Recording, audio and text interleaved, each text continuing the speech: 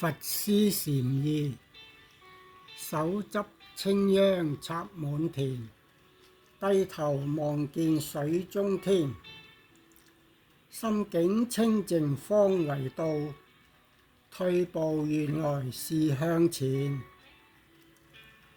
我哋大家喺日常生活中，多數着眼事情嘅表面，而忽略咗事情嘅細節同埋內涵，所以就容易錯過咗對事情嘅認知，甚至錯判咗事情發生嘅原因。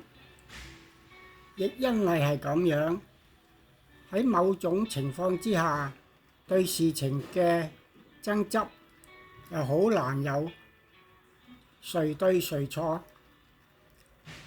唯有選擇協調先至係最理想嘅解決方法。例如呢一首佛詩，能夠簡而清楚咁話俾大家知，一個小小嘅動作就會令人有唔同嘅感覺同埋認知。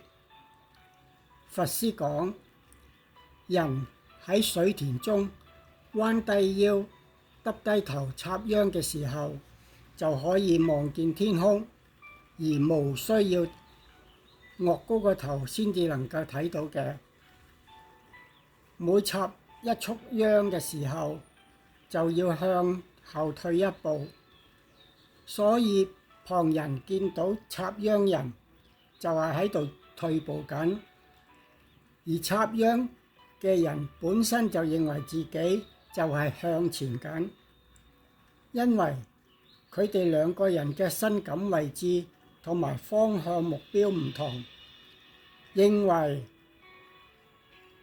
大家嘅見解唔一樣，所以兩個人嘅認知認受性就係唔一樣，所以就會有觀點角度出現啦。呢啲呢，就係大家嘅見解唔同，所以就容易發生爭執。整首佛詩嘅禪意就係講明咗人喺處理事情嘅時候，必須保持客觀冷靜嘅心態，咁樣不但可以揾出處事進度嘅正確方向。爭執雙方如果能夠各自退讓一步嘅話，咁就會係海闊天空，結果事情就係一片光明圓滿咁解決啦。因為雙方能夠互讓互諒，就可以達成雙贏，避免咗和氣。咁你話何樂而不為呢？信佛本來就係信自己，因為每個人本身就係佛嘅種子。人修善積德最大嘅福報，就係喺往生嘅時候就會生成佛身。所以信佛就係走善道，念佛就係修攝自我、提升自我嘅佛性。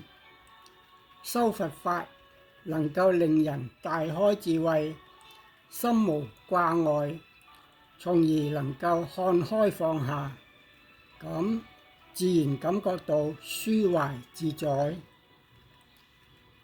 大家領悟咗佛師嘅禪意後，明白咗執着嘅禍害，包容先至係成功之道。你話係唔係呢？再會。